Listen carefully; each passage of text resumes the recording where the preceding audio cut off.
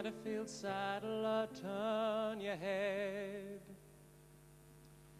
The story of famous people often starts with humble beginnings, and the story of Peter Allen is no exception. Peter was born in a small country town called Tenterfield. Right again, Jackaroo. Think I see kangaroo up ahead. Tenterfield was a bugger of a place. I mean, it was a nice enough place in itself, but in February, it was a bugger. The heat, you know. And that was when Peter was due. February 1944. The day I went into hospital, the heat felt like it was coming off a bushfire. I was from Armadale, you see. I went to Tenterfield to have the baby, to be near my in-laws, Maud and George Woolnough. He was the local saddler in Tenterfield. Son of George Woolnough, went off and got married, and had a war baby, but something was wrong. It's easier to drink than go crazy. If you had questions about why the end was so sad, well, George had no answer about why his son ever had need of a gun. Peter was only 14 years old when the family buried his father in the Presbyterian section of the Tenterfield Cemetery. Now, wait on. You're going too fast. You've missed some good bits. You know, like the time when Peter was only 5 years old. And a neighbour took him to see The Wizard of Oz. He was inspired. Mammy! His ears rang to the sound he would soon grow to love. Audience applause.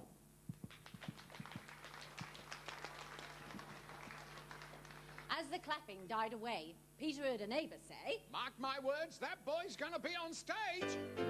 I'd dance and I'd sing, I'd do anything just to get my name in lights. Peter adopted the blackface makeup for the same reason that Al Jolson had.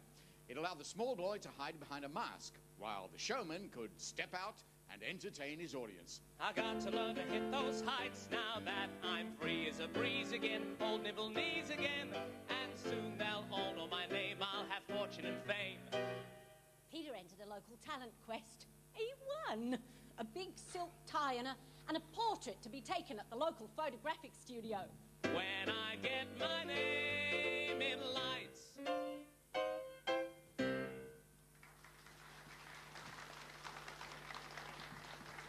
I took him with me one day to visit some friends.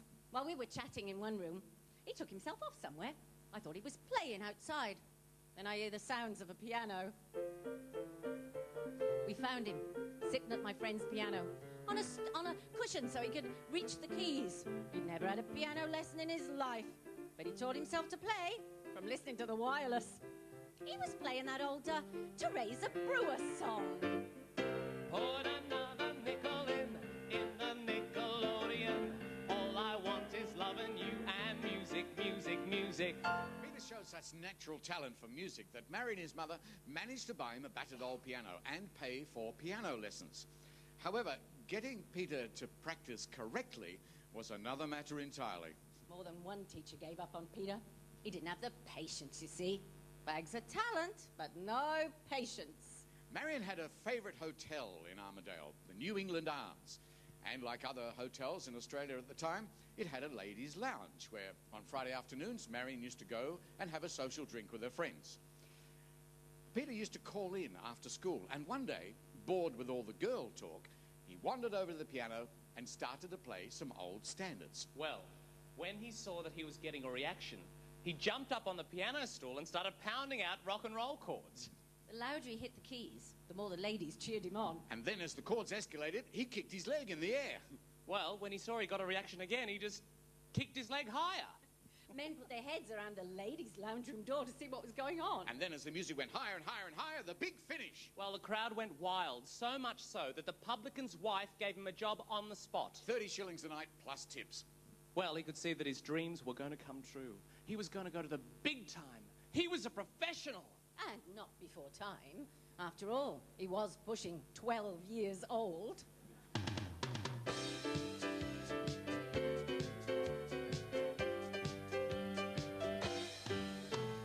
Don't wish too hard for what you want, cause then you might get it.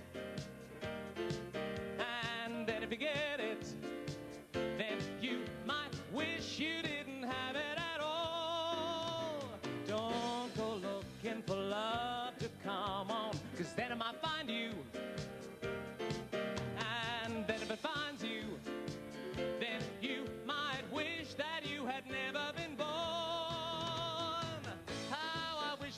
and now you're here.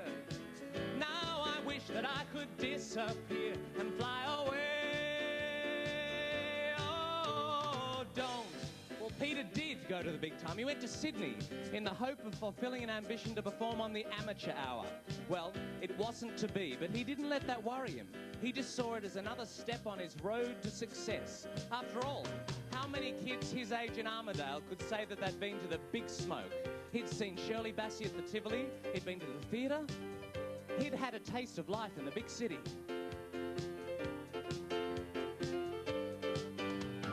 Coming home used to feel so good. I'm a stranger now in my neighborhood. I've seen the world at a fast song like I did before. Nothing ever seems like it used to be. You can have your dreams, but you can't have me. No, I can't go back there anymore, 'cause I am not the boy next door.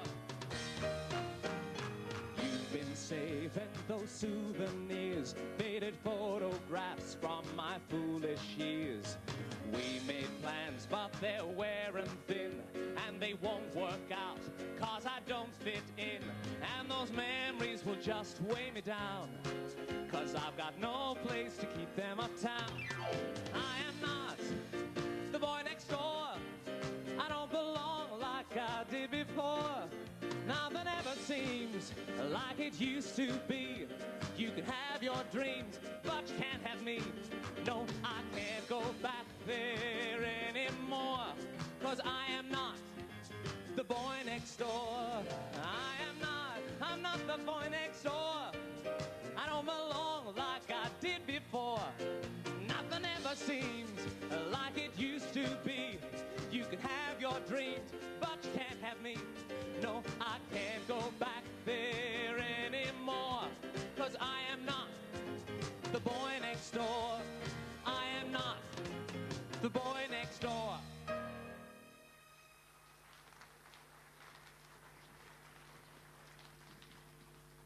After the death of Peter's father, his mother thought the best thing to do was to move the family from Armidale. So she took Peter and his sister to live in Lismore. But finding work as a piano player was not forthcoming, even though Peter tried every pub and club in town. So he decided to take a job. But being a junior salesman in a menswear department was not to his liking. That job lasted all of 3 weeks. That was when he made a decision that would impact on his life forever. He wrote a letter to his mother to tell her what he was going to do. He took all the money he had, and he bought a bus ticket to the Gold Coast. To a boy from the bush like Peter, Surfer's Paradise in 1959 was the height of sophistication. The sun, the sand, the meter maids in bikinis. All he needed now was a job. He met a young man called Chris Bell, who also wanted to make it as an entertainer. But unlike Peter, Chris had a father who was not only interested in his son's career, but willing to lend a helping hand. Now, listen to me, son. Yes, Mr. Bell? I've heard you sing, Yes, Mr. Bell? and I think I can help you. You need an act. Now, take Elvis Presley. Oh, yes, Mr. Bell. So 1 for the money, 2 for the show, 3 to get ready. Now, go, cat, go, but don't you... No, that's old hat. Now, these solo acts have been done to death. What you need is a partner. Have you ever heard of the Everly Brothers? Yes, Mr. Bell.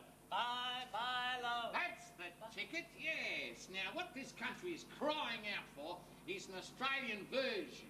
A couple of good-looking young fellas who can harmonise and sing with an American accent. Why, sure, Mr. Bell. Yeah, now, you seem to get on well with my son, Chris, here. What do you say? Yes. Father Bell, as Peter had affectionately nicknamed him, used to play the saxophone back in dance bands back in England. So naturally, Peter assumed he knew everything there was to know about showbiz. Now, Peter, about your name. Yes, Mr. Bell? We're going to have to change it. Why? Well, you've got to be sophisticated, and Woolno says sheep stations, not showbiz, if you know what I mean. So we're going to call you Alan. Alan? Alan what?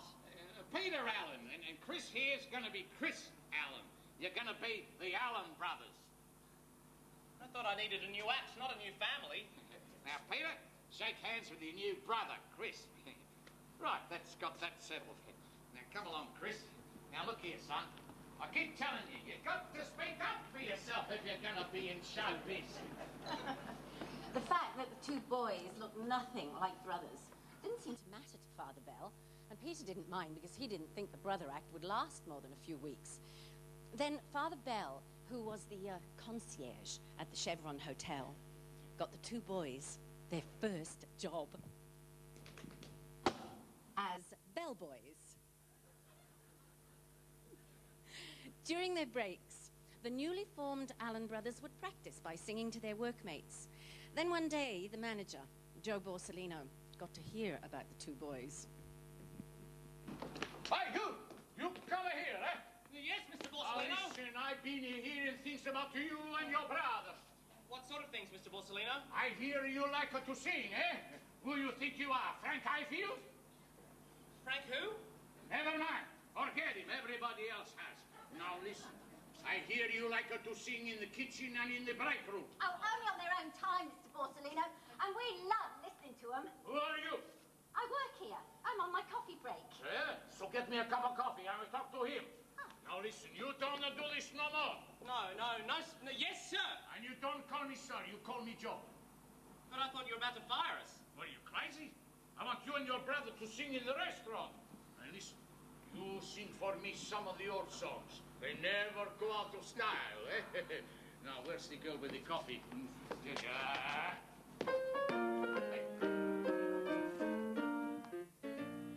Trumpets were mellow, and every gal only had one fellow. No need to remember when, 'cause everything old is new again.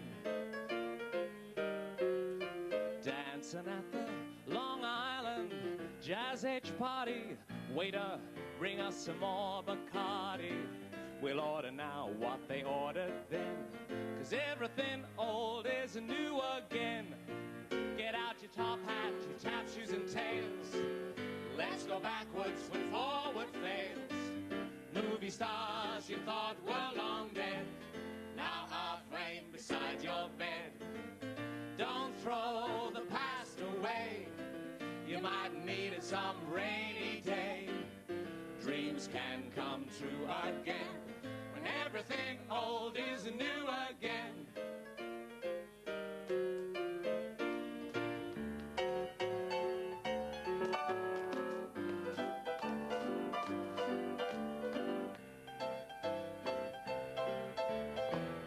Be a movie star on your own and don't throw the past away. You might need it some rainy day. Dreams can come true again when everything old is new again. I might fall in love with you again.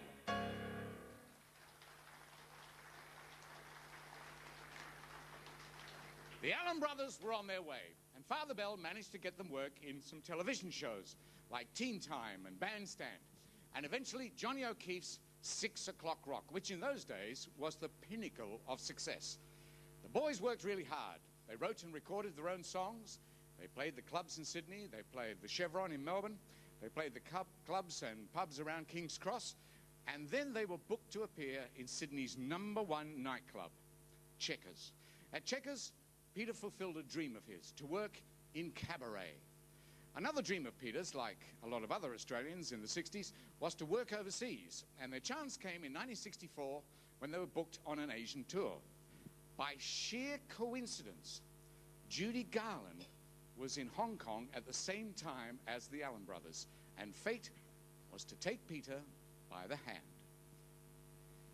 I had just had one of the worst times of my life. I had been booed off the stage in Melbourne. Christ, I think I was booed all the way to the airport. Anyway, I was staying at the Mandarin Hotel in Hong Kong when I read a Time magazine report on my Melbourne show. It said, at 41, Judy Garland may have gone over the rainbow for the last time. when I read that report, I accidentally took an overdose of Tuinal, and my fiancé, Mark Heron, who was traveling with me at the time, rushed me to hospital in a coma. After 15 hours, I woke up, and I wanted to know where Mark had been. He said he'd just seen this great double act at a nightclub. Son of a bitch. There I am dying, and he's going to nightclubs. Anyway, the following day, I was out of the hospital, and wanting to see this double act that Mark had told me so much about. The Allen brothers were on stage when Judy and Mark arrived. Judy and Mark sat right down the front. Judy was not in a good mood. Peter and Chris were performing a song they'd written called The Kangaroo Hop. This was Peter's first attempt at a patriotic song. Considering the reception that Judy had in Melbourne, this was not a good idea, and Peter knew he had to do something, so he appealed to her ego. Somewhere over the rainbow, way up high. And it worked. As if on cue, Judy stepped up on stage and started to sing. There's a land that I heard of once in a lullaby. Somewhere over the rainbow, skies are blue, and the dreams that you dare to dream really do come true.